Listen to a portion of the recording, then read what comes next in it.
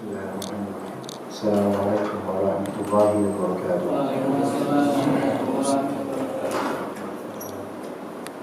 Alhamdulillah, nahmaduhu wa nasta'inuhu wa nastaghfiruh. Wa na'udzu billahi min shururi anfusina wa sayyiati a'malina. Man yahdihillahu fala mudilla lahu wa man yudlil fala hadiya lahu. أشهد أن لا إله إلا الله وحده لا شريك له وأشهد أن محمدا عبده ورسوله لا نبي بعده. اللهم علمنا ما ينفعنا وانفعنا بما علمتنا. اللهم إنا نسألك علما نافعا ورزقا طيبا وعملا متقبلا. Jemaah sekalian rahimani wa rahimakumullah. Nabi sallallahu alaihi wasallam dulu ketika awal-awal menerima wahyu melalui mimpi yang disebut ru'ya salihah atau ru'ya salihah, maka Aisyah bercerita radhiyallahu anha, "Tsumma hubbiba ilaihi al-khala." Kemudian setelah masa-masa suka mimpi tentang wahyu yang mana beliau ketika itu belum mengerti apa-apa, maka Allah Ta'ala buat Rasulullah SAW suka menyendiri. Fakana yakhlu bi ghari Hira, dan beliau SAW berkhulwat di ghar Hira, yaitu menyendiri di gua Hira. Dari kenyataan ini dan hadis Aisyah ini yang ada di Sahih Bukhari, banyak dari kalangan sufi mereka menjadikan hadis ini sebagai dalil untuk berkhulwat terhadap Allah di tempat sepi dan menyendiri saja. Ya, sebagaimana mungkin pernah cerita dahulu ana mengajar di pesantren yang Sufi Tulen, tarekat Tulen. Dan ana beda sendiri ketika itu karena ana dari pesantren Ahlus Sunnah. Dan para guru-guru di situ semuanya hasil dari tarekat, dan mereka melakukan tarekat-tarekat itu yang mereka sebut khalwat, bahasa Sufi. Khalwat di sini bukan berduaan bersama lawan jenis, bukan. Tapi khalwat ini berduaan bersama Allah, dan dalil yang digunakannya mereka nggak tahu dalilnya. Tapi biasanya orang-orang sufi pakai dalil ini. Tsumma hubbiba ilaihil khala. Kemudian Nabi SAW dibuat suka al-khala, yaitu melepas diri dari masyarakat, menyendiri. Ya. Dan fakana yakhlu bi ghari Hira. Nabi SAW kemudian menyendiri berkhulwat di Gua Hira. Nah, Gua Hira di Jabal Nur ini, yang mana Gua Hira ini ada semacam ruang kecil gua itu, dan di atas bagian timur gua, bagian timur gunung. Itu kalau kita umrah dan city tour itu kita akan ngelihat gunungnya untuk di atas sana. Medannya susah. Yang membuat Rasulullah SAW, Nabi Muhammad bin Abdullah ketika itu ke atas sana, ya Allah Ta'ala yang membuat beliau seperti itu. Bayangkan dengan malam yang dingin loh di daerah itu. Dan sekitarnya itu kan pasir, gurun pasir, bebukitan, angin menerpa, dingin. Terus di malam hari ini membutuhkan dua hal, kata Syekh Utsaimin, yaitu membutuhkan quwwah badaniyah dan syaja'ah nafsiyah, kekuatan tubuh dan keberanian jiwa. Kekuatan tubuh karena kondisi sangat dingin. Juga medan sangat susah, karena itu batu-batunya gede-gede itu. Susah ke sana, susah beneran. Kemudian membutuhkan keberanian karena ya malam hari di malam hari ke sana gitu. Ya subhanallah, bayangkan Rasulullah Nabi kita alaihi wasallam sebelum menerima wahyu yang pertama kalinya itu ke sana. Dan Allah yang membuatnya seperti itu. Karena beliau sallallahu alaihi wasallam itu tidak sejalan dengan gaya hidupnya jahiliyah dari segi akhlak, dari segi adab, dan dari segi ibadah. Nabi Muhammad SAW dari kecilnya masih sesuai dengan agamanya Nabi Ibrahim dan Nabi Ismail alaihissalam. Enggak menyembah berhala, tidak minum khamr, tidak berdusta, tidak berperang tanpa hak, tidak menumpahkan darah. Itu Nabi Muhammad SAW. Makanya dikenal orang paling baik, al-amin, orang paling amanah, yang paling terpercaya. Nah, ini malam hari ya jemaah sekalian. Kalau kita kembali menelisik sirah Nabi SAW, di mana beliau Rasul kita alaihi wasallam dulu sebelum menerima wahyu pertama kalinya, beliau di malam hari berjalan begitu saja, melewati rumah demi rumah yang masih jarang ketika itu di Mekah. Maksudnya tidak seperti sekarang gitu ya. Kemudian melewati bukit demi bukit atau gurun dan jalan dengan medan yang seperti itu. Tanpa senter, kalau senter zaman sekarang ada, dulu nggak tahu pakai apa. Mungkin malah nggak pakai apa-apa. Justru dengan penglihatan langsung itu lebih terang kali ya. Ya subhanallah. Semoga Allah Ta'ala berselawat atas Nabi kita alaihi wassalam dan merahmati beliau, meridhai beliau, dan juga para sahabat Nabi radhiyallahu anhum dan juga para pengikutnya. Dan semoga Allah Ta'ala jadikan kita semua orang-orang yang betul-betul mengikuti Nabi Muhammad sallallahu alaihi wasallam dan mendapatkan syafaat beliau. Semoga Allah Ta'ala jadikan kita semua mendapatkan syafaat beliau di hari akhir nanti dan keselamatan akhirat daripada api neraka. Kita lanjutkan pembahasan kitab Al-Mu'tamad fi Fiqh Imam Asy-Syafi'i rahimahullah, karya Syekh Muhammad Az-Zuhaili.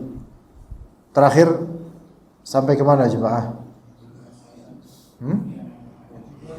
17 Pak Uri. Ya, menaruh hidung. Yang ke-17 dari Sunan Hay'ah, Wad'ul Anfi. Berkata Syekh Muhammad Az-Zuhaili hafizahullah, yang ke-17, Wad'ul Anfi 'ala al-ardi fi sujud, yaitu meletakkan hidung di bumi, ya, di tempat dia sujud, saat dia sujud. Dan ini merupakan sunnah dalam fikih Syafi'i. Adapun kewajibannya adalah kening. Kalau hidung sunnah, gitu. Kalau hidung sunnah, karena sudah terwakili dengan kening. Nabi SAW kan diperintahkan kepada Nabi SAW umirtu an asjuda ala sab'ati azum. Saya diperintahkan untuk sujud dengan 7 tulang. Yang pertama itu tulang kepala, yaitu jidat, ini yang dimaksud dalam mazhab Syafi'i. Adapun ini kalau tidak ditempelin maka tetap sah salatnya. Tidak ditempel di bumi maka tetap sah salatnya. Yang penting ini jidat tempel. Ya begitu. Yang ke-18, mujafatul mirfaqaini 'alal janbaini fi ruku' was sujud wa iqlalul batni 'inda al-fakhidhi fi sujud. Di sini ada mirfaq. Ya, apa itu mirfaq? Ketika kita ruku' dan sujud. Kalau misalnya antum salat sendiri, maka itu bisa. Ya. Mirfaq ini kedua tangan. Kayak misalnya ketika antum dibentangkan sehingga tidak begini, ikhwan. Gimana ya? Iya, dia enggak gini. Ini kalau dalam salat sendiri mudah atau jadi imam. Ya enggak? Kif. Sujud gini kan? Ini kalau sendiri atau minimal ginilah. Artinya dilebarkan, tidak menyentuh dengan samping ini. Enggak gini.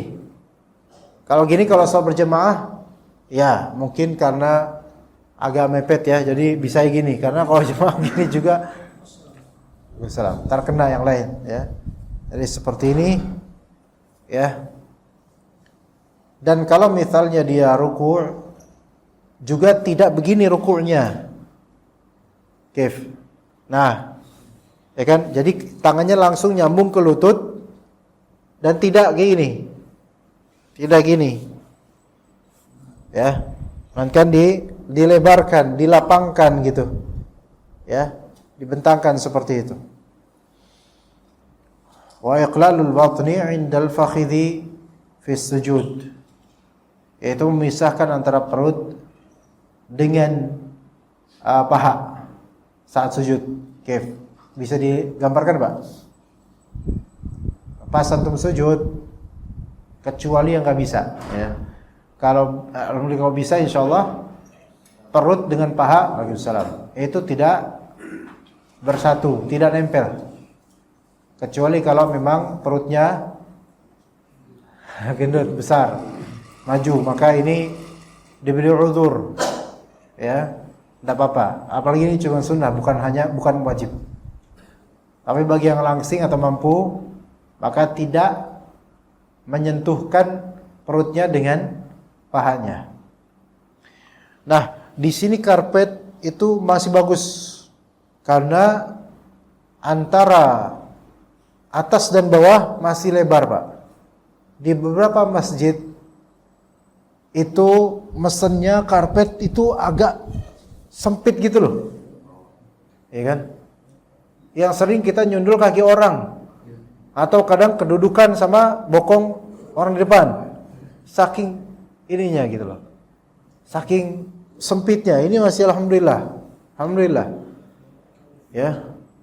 Gak tahu kenapa kok itu mungkin untuk takfirul jamaah, mungkin untuk memperbanyak jamaah, untuk memperbanyak shaf ya. Tapi kenyataannya masjid-masjid itu di salat zuhur sama subuh sepi juga gitu. Iya.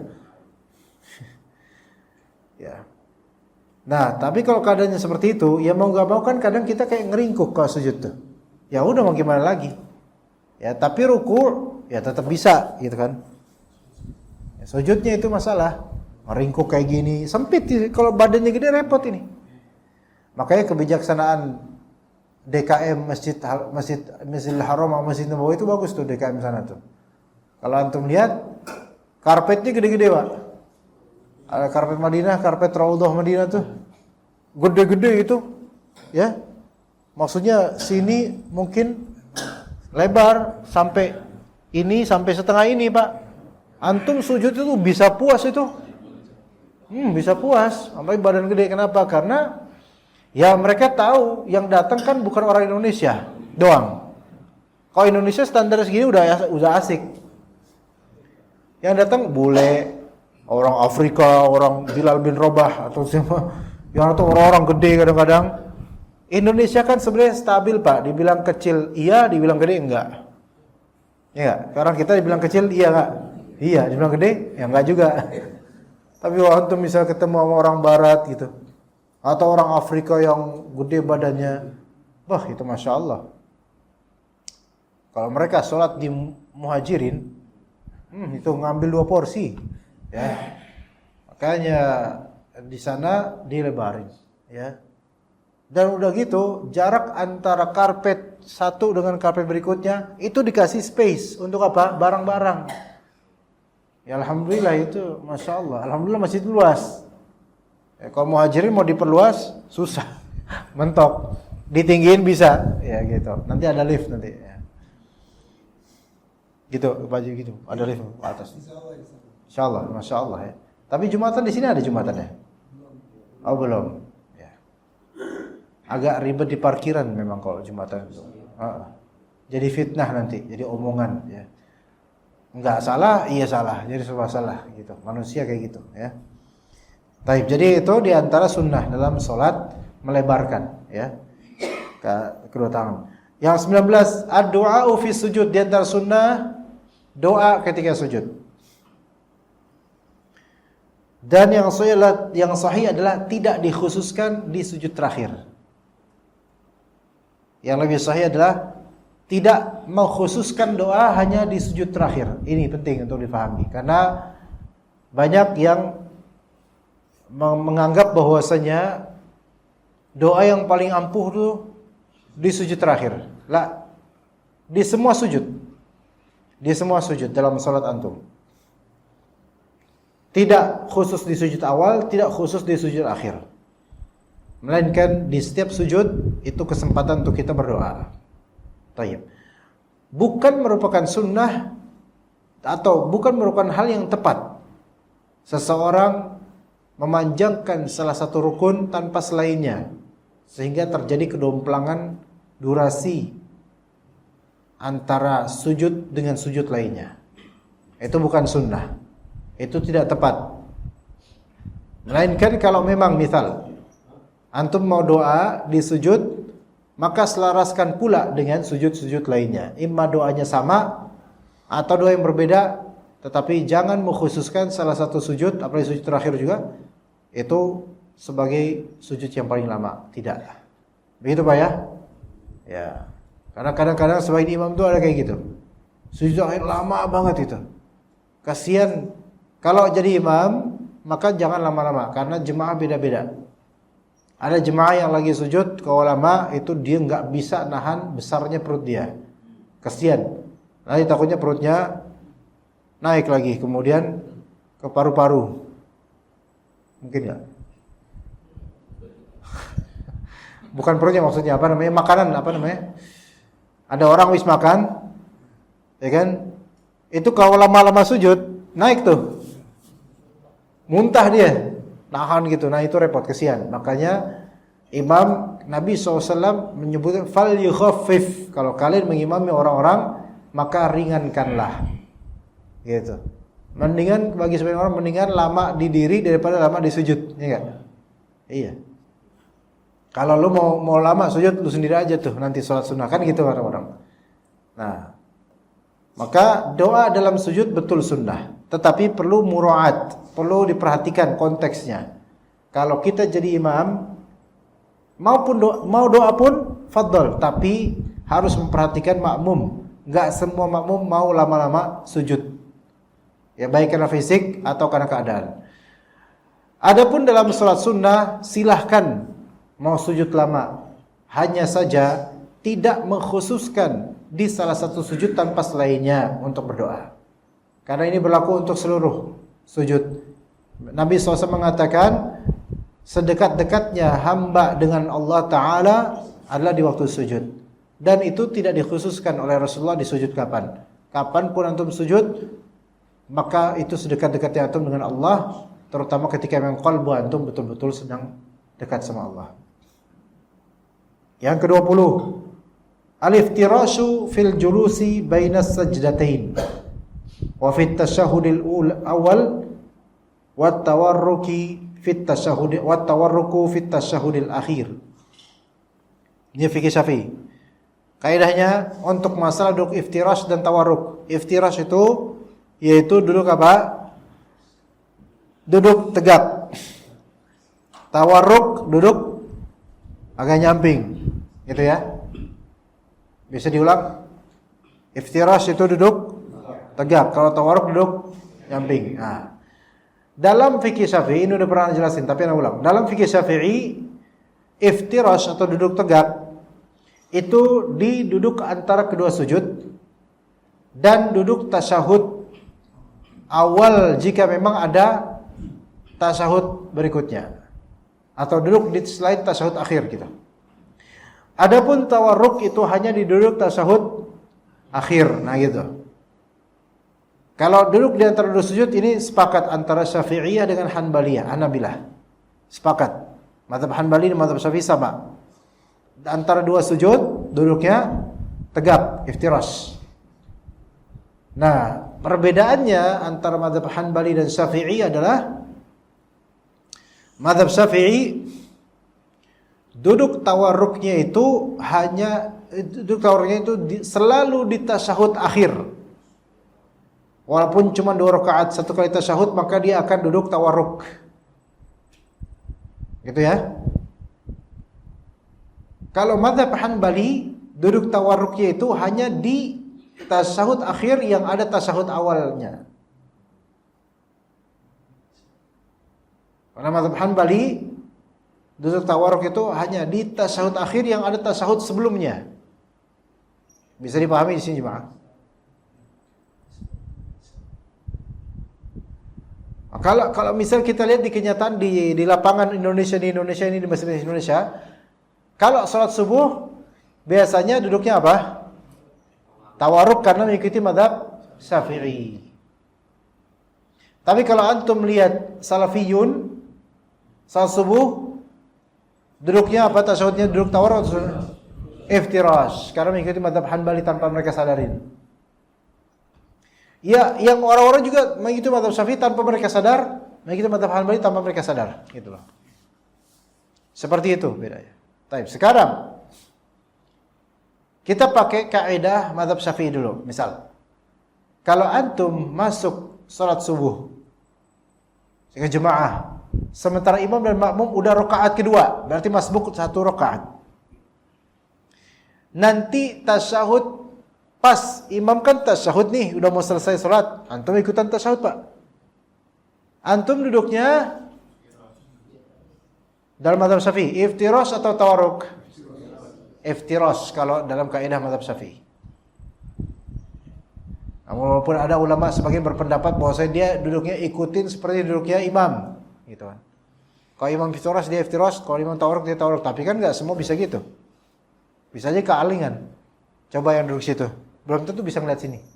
Kan gitu. Baik, dia duduk tegap iftirash. Dalam mazhab Syafi'i. Nanti ketika dia tasyahud akhir atau selesai salat subuh, maka dia duduk apa? Tawarruk dalam mazhab Syafi'i. Oke? Baik, kita kembali ke mazhab Hanbali. Kalau pakai kaidah mazhab Hanbali, antum datang di rakaat kedua salat subuh. Oke? Imam kan udah tasyahud akhir bagi imam, makmum yang lain tasyahud akhir, antum sekarang tasyahud akhir bukan? Bukan. Tapi wajib tasyahud karena wajib ikut imam. Dalam mazhab Hanbali antum duduk tawarruk atau iftirash? Iftirash. Kemudian kan lanjut 1 rakaat lagi kan? Nah, selesai itu 1 rakaat kedua, antum duduk dalam mazhab Hanbali, duduk iftirash atau tawarruk?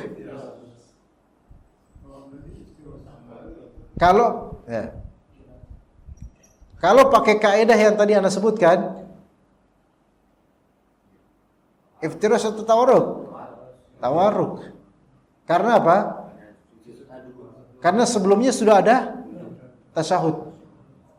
Dan ini seolah-olah tasyahud akhir. Gitu, Pak. Ya. Ini masalah yang memang khilafiyah, rumit gitu. Maksudnya udahlah. Enggak, Anda cuma ngasih tahu aja. Antum mau kayak gimana kek urusan antum, Pak. Iya. Antum sholat aja udah syukur kan gitu. Kayak jahat banget ya. Ya gitu. Iya. Karena kita kalau mikirin hal kayak gini, mikirin orang, ngapain gitu loh. Capek gitu. Ente Syafi'i ya? Enggak, Ana Hasan. Ya kan repot.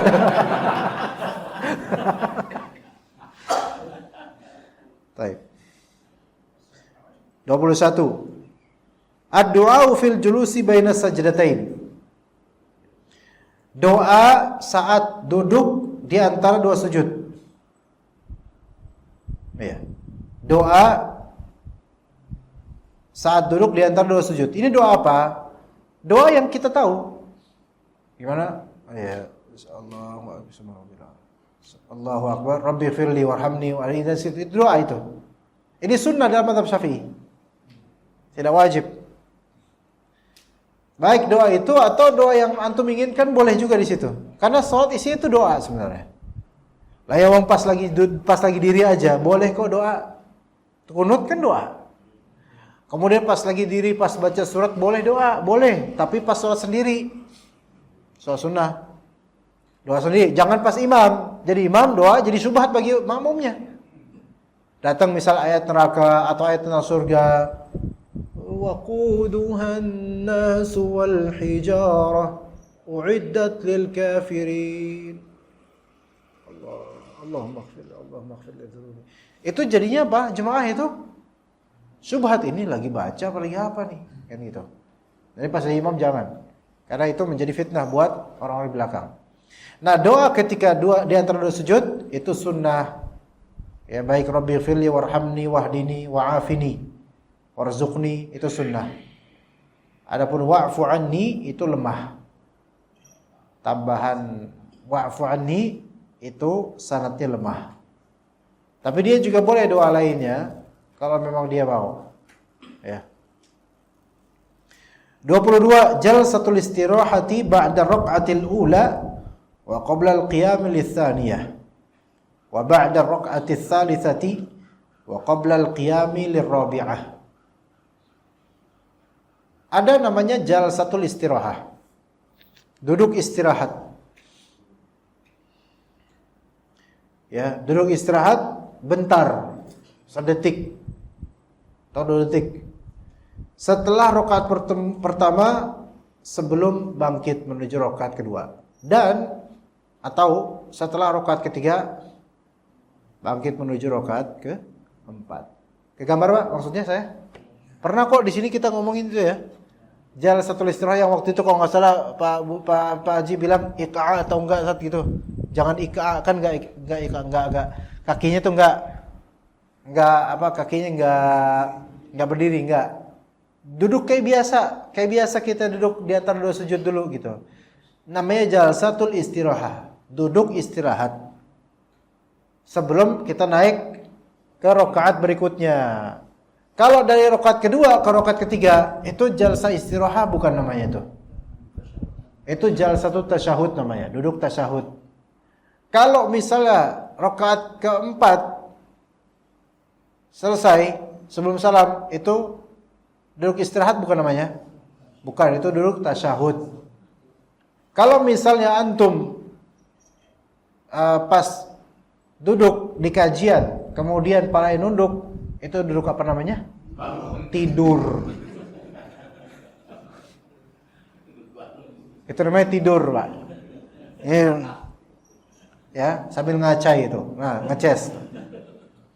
Itu tidur namanya. Jadi jalsa istirahat ini sunnah. Sunnah, tapi sunnah ini hilang ketika, jangan dilakukan ketika apa? Antum mendapatkan makmum yang di samping antum pengen membalap antum, maka jangan jalsa istirahat karena itu akan merusak sholat dia. Ngerti jemaah? Kalau misalnya antum sholat berdua doang dan makmum antum ini dia kenceng ya, speedy, ya gitu. Ya, terus, wah pokoknya kan antum baru Allah Akbar dia udah gerak. Antum baru gerak, dia berusaha untuk melampaui antum. Ini makmum durhaka namanya. Ya. Ini enggak kurang fikih dia. Ya, maka kalau misalnya kata antum pakai jalsa istirahat, emang orang kayak gini kenal jalsa istirahat. Yang ada dia pasti langsung apa? Diri. Kalau kita bangkit dari rakaat pertama ke rakaat kedua, kita duduk jalsa istirahat dulu, dia berdiri, langsung bingung dia. Lah, imam saya masih duduk. Malah dia subhanallahin antum nanti dikira antum tasyahud. Ya. Ini kadang-kadang tuh ada beberapa orang kampung seperti itu, didikannya kurang memang. Ya, semoga Allah maafkan. Ya, wah.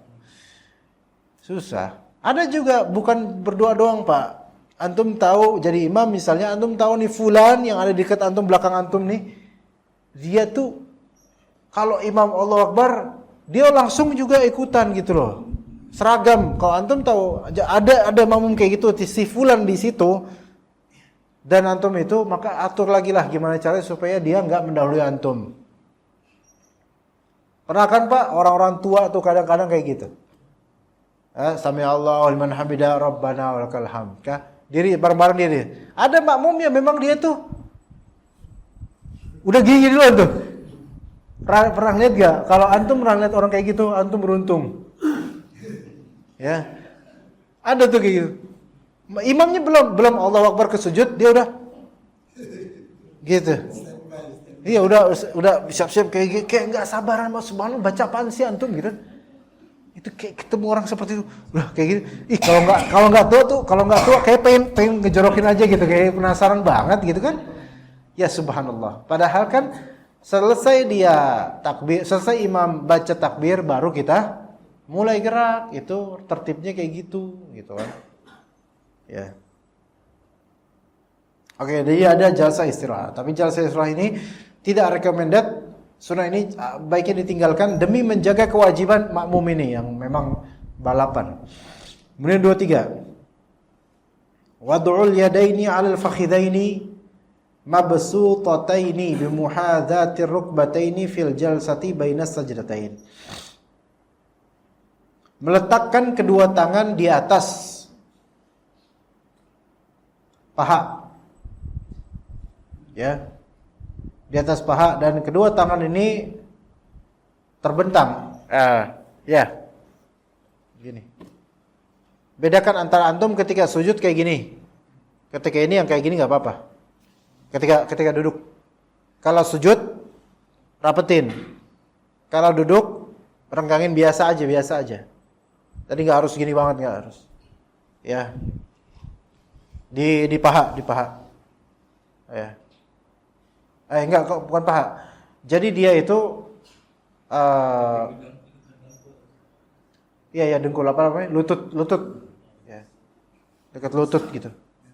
Di atas lutut. Dan enggak apa-apa juga kalau misalnya tangannya ada sedikit kena lutut, enggak masalah. Ini ketika duduk di antara dua sujud. 24. Wad'ul yadaini 'alal ardi 'indal qiyami lirraq'ati tsaniyati aw ats-tsalitsati aw ar-rabi'ah.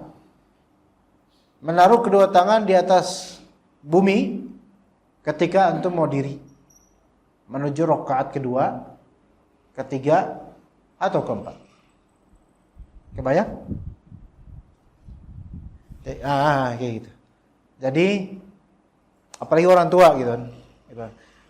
Jadi untuk menopang badan ke atas itu ini juga hal yang dianjurkan dalam fikih Syafi'i. Menuju rakaat kedua, ketiga atau keempat.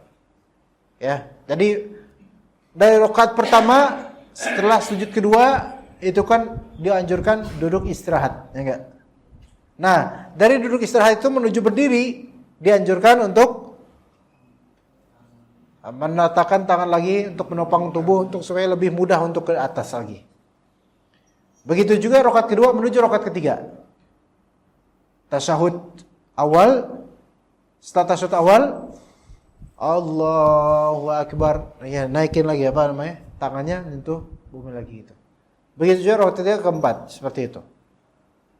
Ya, ke bumi. Ya. Tapi enggak apa-apa juga kalau antum enggak gitu.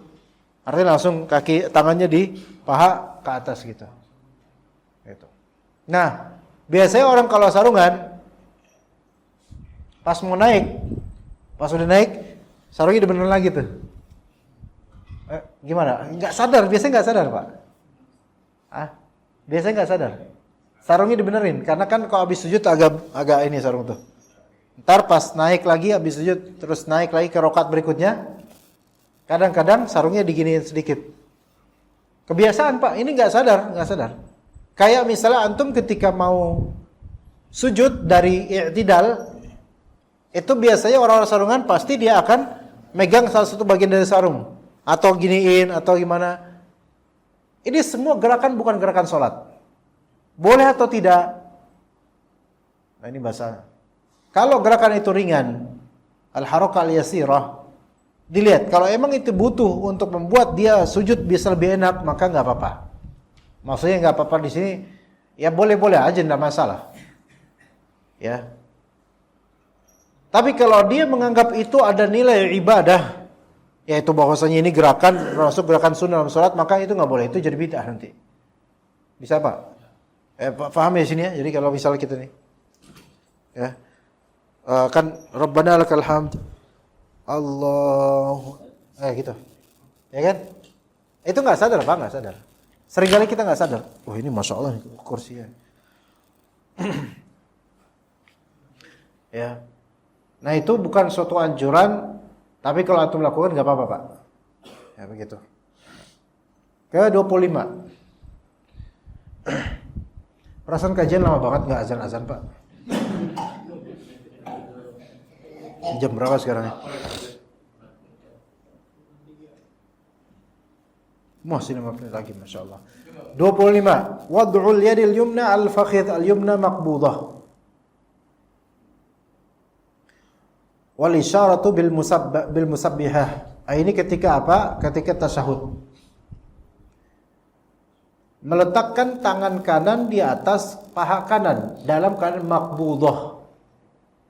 Nih, maqbudah itu tergenggam. Gitu Pak ya. Wal isyaratu bil musabbihah, kemudian isyarat dengan musabbihah gini, sampai tempat gini. Kalau mau lebih dekat betul-betul gimana sunnahnya itu kayak gini Pak. Kayak gini Pak. Kayak gini. Jadi ini seperti ring, kayak cincin. Ini kalau ini diginiin. Ini gini. Gini, nah gitu. Seperti ini. Ada orang kayak gini nih. Ya. Itu udah kayak mau main gundu kayak gini. Kayak gitu. Enggak, Pak. Enggak gini, Pak. Enggak, ini ya Allah ini. Nah, kayak gitu ya, kayak gitu. Iya. Jadi ini bentuk ring seperti. Terus ini seperti. Ya. Nah, maqbudah tuh maksudnya ini tergenggam gitu, tergenggam. Kemudian isyarat dengan ini musabbihah, jari telunjuk. Wa wad'ul yadil yusra al-fakhidhil yusra mabsutatan athna tasyahudil awal wal akhir. Dan meletakkan meletakkan tangan kiri di paha kiri. Membentang gitu. Ya. Pas lagi apa? Tasyahud awal, tasyahud akhir. Gitu, ya. 26 sunnah lainnya as-salatu 'alal al wa salawatul ibrahimiyah fit tasyahud akhir. Dalam fikih Syafi'i salawat itu sunnah. Walaupun tasyahud akhir sunnah. Dalam fikih Syafi'i, khilaf di antara ulama. Ya, berselawat atas Nabi sallallahu alaihi wasallam di tasyahud akhir sunnah. Berselawat, ini bedakan. Berselawat itu bisa menjadi rukun atau wajib. Bisa menjadi kewajiban di tasyahud akhir. Anda tadi salah kalimatnya. Selawat, ingat, selawat ini berbeda. Selawat atas Nabi Muhammad SAW. Itu bisa menjadi kewajiban dalam salat di tasyahud akhir. Gitu Pak ya. Kalau tasyahud awal tidak wajib. Oke? Sampai sini oke nggak nih? Yang waktu itu Anda pernah ajarkan minimal Allahumma shalli wa sallim ala Nabi Muhammad itu udah minimal dalam fikih Syafi'i. Nah, sunnahnya adalah antum sebutkan Pak wa ala alihi. Allahumma shalli wa sallim ala Nabi Muhammad wa ala ali Muhammad atau wa ala alihi gitu. Ada alihi yaitu keluarganya. Maka kalau untuk Nabi Muhammadnya itu menjadi wajib, tapi kalau ditambahkan wa ala ali Muhammad ini sunnah. Nah, juga salat Ibrahimiyah kama sallaita ala Ibrahim wa ala ali Ibrahim. Ini sunnah juga. Kalau misalnya wa ala alihi wa ala alihi Allahumma shalli wa sallim ala Muhammad wa ala ali Muhammad kama sallaita ala Ibrahim itu ditinggalkan, cukup dengan Allahumma shalli wa sallim ala Nabi Muhammad, Allahumma shalli wa sallim ala Muhammad, itu sudah cukup dalam mazhab Syafi'i sudah.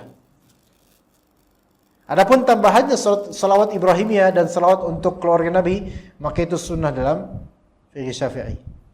Itu ya. 27. Dalam fikih Syafi'i, at-taslimatus tsaniyah, salam yang kedua. Ini sunnah dalam mazhab Syafi'i. Namun yang ini Anda agak sedikit menyelisihi. Salam yang kedua yang lebih sahih adalah termasuk rukun. Namun dalam mazhab Syafi'i ketika salam yang kedua enggak dilakukan, maka tetap sah salatnya. Berarti salat berakhir pada salam pertama. Assalamualaikum warahmatullahi. Berarti sudah selesai itu salat. Habis itu kentut, antum bisa kentut. Ya, tapi siapa coba yang bercita-cita kentut setelah salam pertama?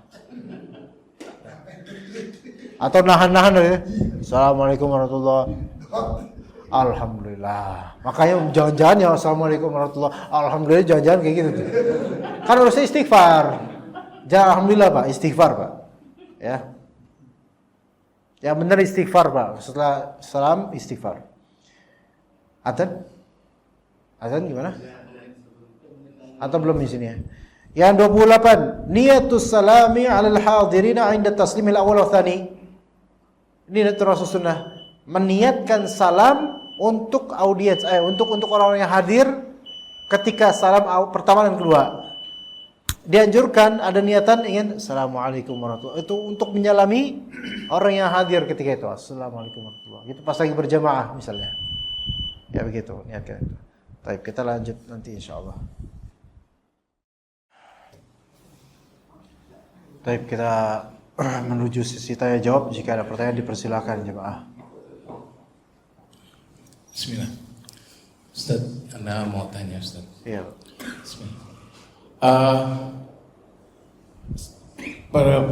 Misalkan kita di saat sholat sunnah ya Ustaz, saat qobliyah subuh kan memang Rasulullah SAW itu selalu membacakan surat Al-Kafirun dan yang kedua adalah Al-Ikhlas.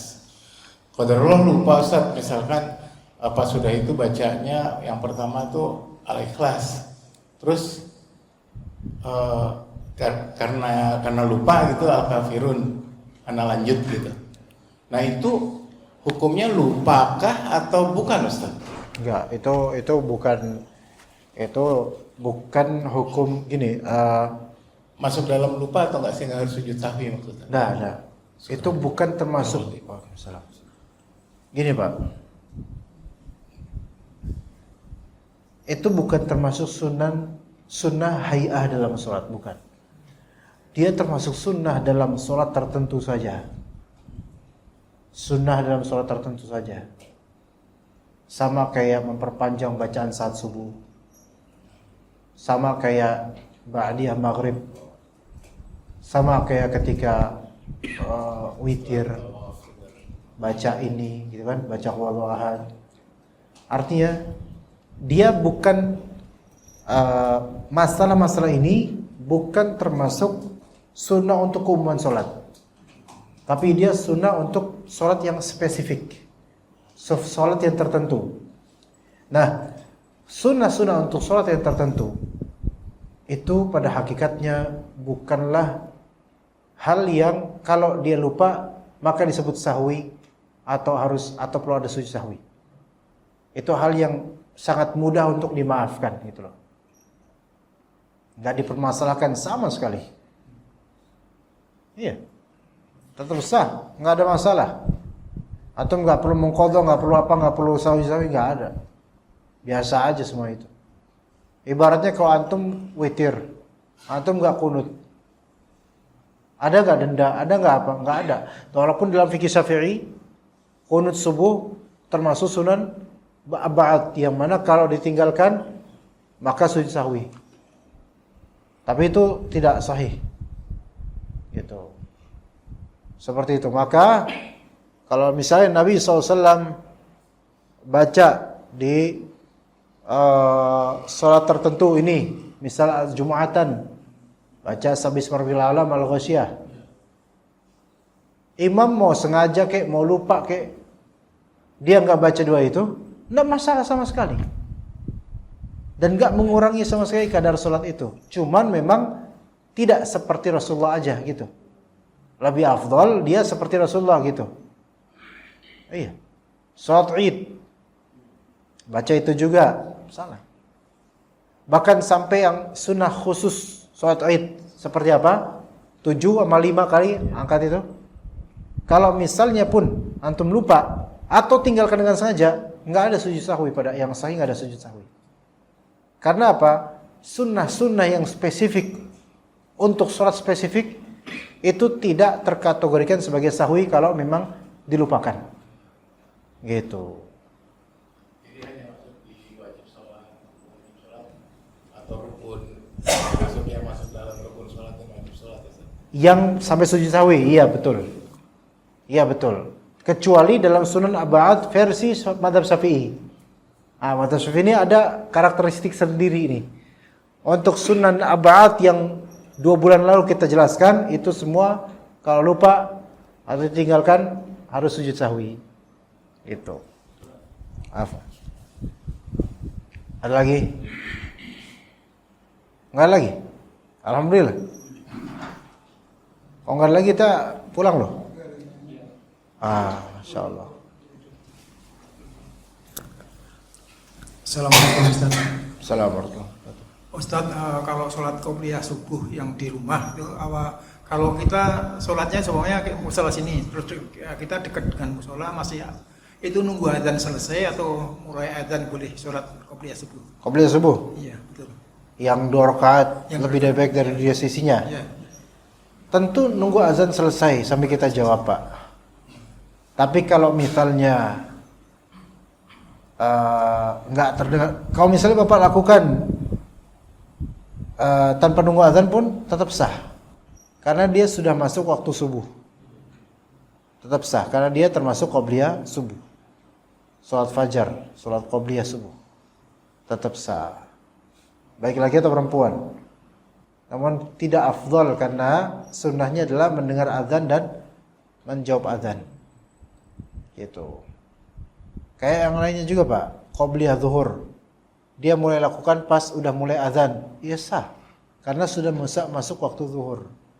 Jangankan qobliyah zuhur, Pak, zuhurnya langsung antum sholat pas lagi azan, sah. Subuh langsung antum sholat pas lagi azan, sah. Kalau antum perempuan, karena kalau laki-laki sholat di masjid lah, masa di rumah gitu. Tapi ya sah. Mungkin untuk musafir, Pak, misalnya. Musafir. Misal, lagi di bis nih, ke Jakarta. Ini masih di Karawang.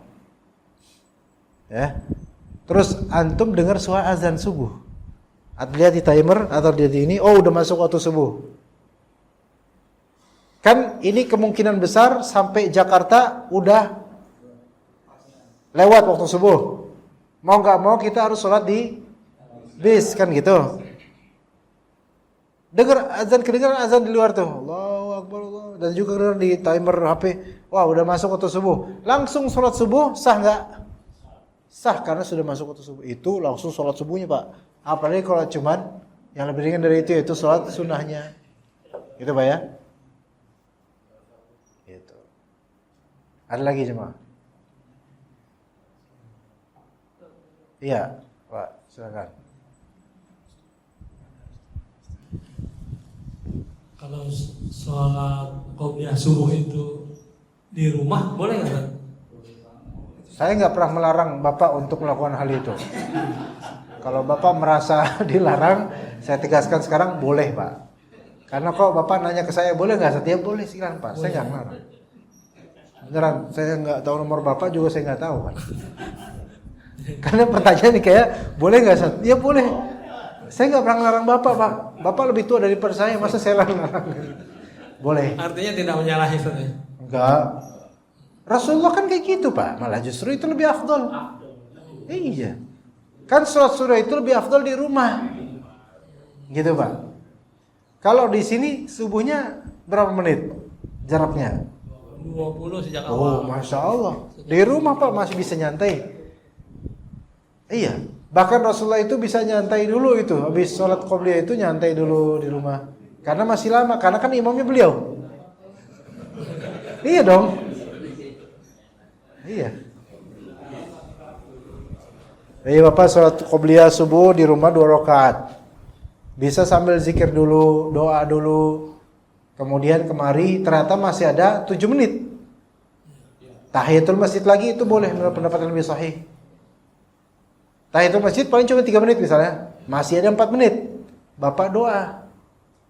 Gitu. Iya. Baik, jazakallahu khair. Oh iya.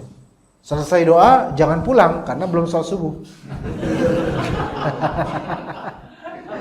Rajin sholat sunnahnya, sholat wajib memang enggak. Gimana? Iya, silakan ada lagi. Ibu-ibu nggak ada ya, ibu-ibu ya? Tapi kalau memang cukup sekian ya kita cukupi. Insyaallah tentang khusyuk kita lanjut pada pembahasan berikutnya karena itu agak panjang sedikit, nggak cukup waktunya ya. Kita cukup sampai sini. Barakallahu fikum jami'an. Wa sallallahu ala nabiyyina Muhammad wa ala alihi wa sahbihi ajma'in. Subhanakallahumma bihamdika asyhadu an la ilaha illa anta astaghfiruka wa atubu ilaik. Wassalamualaikum warahmatullahi wabarakatuh.